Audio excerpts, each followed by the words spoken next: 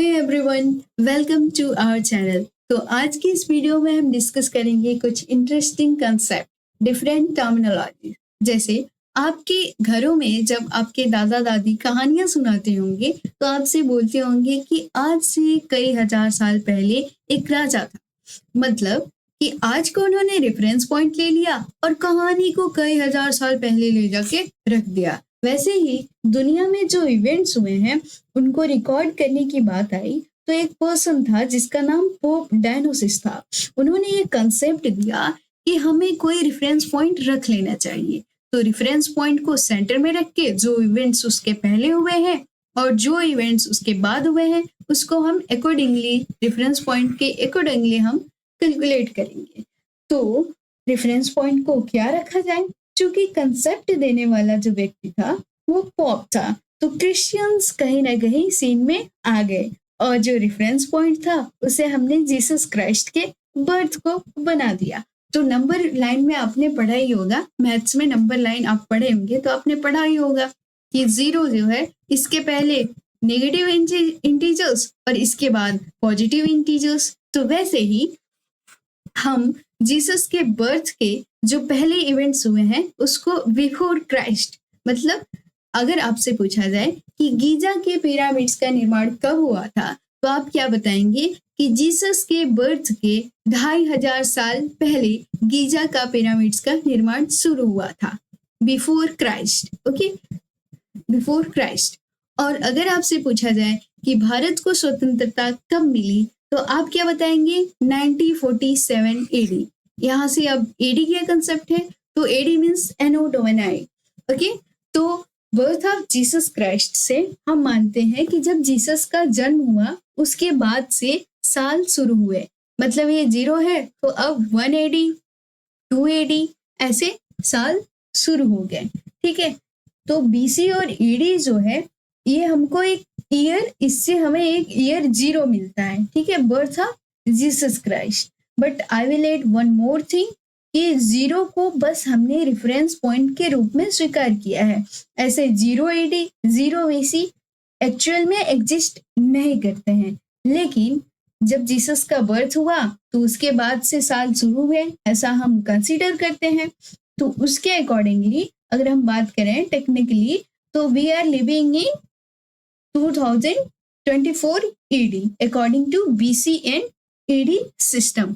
तो अभी एडी क्या है इसको हम डीपली डिस्कस करते हैं। तो एडी मतलब एनो डोमिनाई, और ये एक लैटिन भाषा का शब्द है, जैसे उससे डिराइव टर्म है।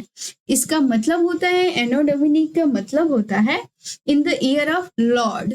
तो लॉर्ड जो यहाँ पे शब्द है ना, लॉर्ड शब्द से आपको समझ में आना चाहिए कि ये जीसस क्राइस्ट के लिए यूज किया गया है। तो ऐसा तो नहीं है कि जीसस क्राइस्ट सुबह आया और शाम को चले गए, ऐसा तो नहीं है बिल्कुल। जीसस क्राइस्ट रहे भी हैं, ठीक है, रहे भी हैं।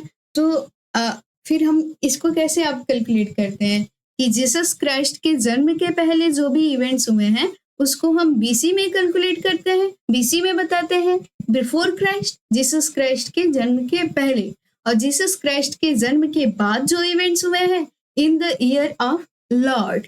ठीक है, तो उसको हम एनो डोमिनाई बोलते हैं कि 1947 में भारत को स्वतंत्रता प्राप्त हुई।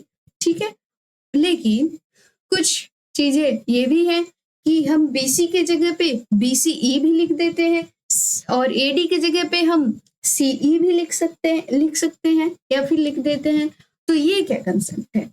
तो आप देखोगे कि जो लोग ऐसे थे ना कि वो क्रिश्चियन बाइफर्केशन को एक्सेप्ट नहीं करना चाहते थे, क्रिश्चियन कैटेगराइजेशन को एक्सेप्ट नहीं करना चाहते थे, तो ये खासकर ज्यूइश लोग थे जो नहीं एक्सेप्ट करना चाहते थे।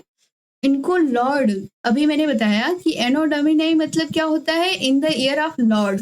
तो इस लॉर्ड शब्द से इनको दिक्कत थी, मतलब लॉर्ड शब्द से यहाँ पे जीसस क्राइस्ट को डिनोट हो रहा है, तो इनको लॉर्ड शब्द से दिक्कत थी, तो इन्होंने एक्सेप्ट करने से मना किया। They didn't wanted to accept this, इसीलिए इन्होंने अपने कुछ टर्मिनोलॉजीज इजाद किए, जैसे बीसीई और सी। तो बीसीई मतलब बिफोर कॉमन एरा मतलब ये आपका रेफरेंस पॉइंट 0 है, तो BCE मतलब बिफोर कॉमन एरा, मतलब इससे 0 के रेफरेंस पॉइंट से मतलब ईसा के 2500 साल पहले बिफोर कॉमन एरा आप बोल सकते हैं, आप BC बोलिए या फिर BCE बोलिए, ये सेम है, इसमें कोई डिस्क्रिमिनेशन नहीं है।